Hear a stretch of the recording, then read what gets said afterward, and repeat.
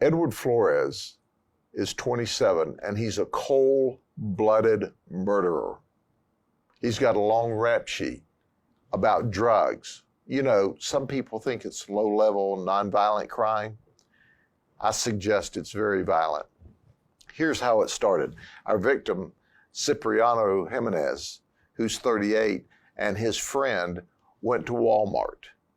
When they came home from Walmart about 9 o'clock on Sunday night, they noticed all the lights were off in their house. And then they noticed that someone had gone to the control box and flipped off all the breakers. So they turned all the breakers on, went into the kitchen to prepare dinner, and noticed the back door to the house was open. About that time, our suspect comes into or up to the house from a screen porch holding a gun, and he pointed it at our victim and said words to the effect, "Where have you been?" He said, "What do you mean?" We went to Walmart to shop.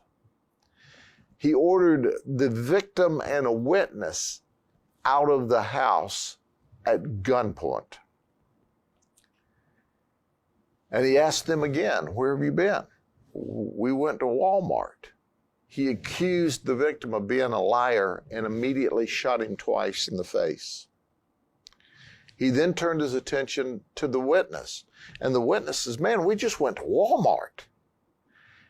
And during that conversation, our victim moved on the ground and he turned and shot him again in the head.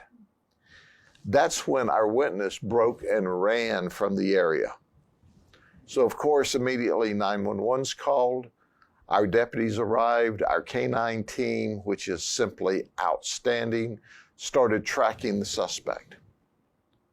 We tracked him for about a half mile through a wooded area back to a barn.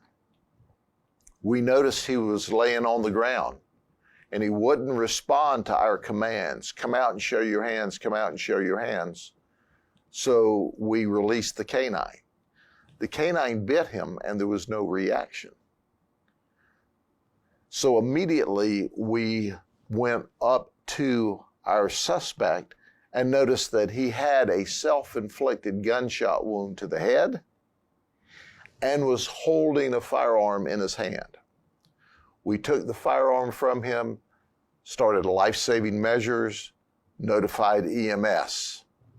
And Edward Flores is currently at Lakeland Regional Health with a gunshot wound through and through from one side of the head to the other. The hospital tells us there's no way he can survive this injury. Now, what's peculiar about this? Our victim is not only a laborer, not only a roofer, but he's a part-time minister. He has a small church at his house. And in fact, he had ministered to Edward Flores and prayed with him in the past about his drug problem. They were friends.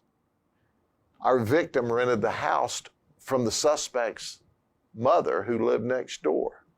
There had never been any problem. Never had been any conflict. Witnesses tell us that the suspect becomes paranoid when he's using drugs. Our witnesses tell us he was very paranoid that night. We don't have the toxicology back, but that's right. He shot and murdered his friend, who is also a preacher. He shot and murdered this preacher and the friend after shooting him twice in the head. Those wounds weren't immediately fatal. When he started to move, he shot and killed him again. This was a horrible event. It's still under investigation. As you know, early on in the investigation, details are subject to change, but we don't anticipate our shooter is going to survive either.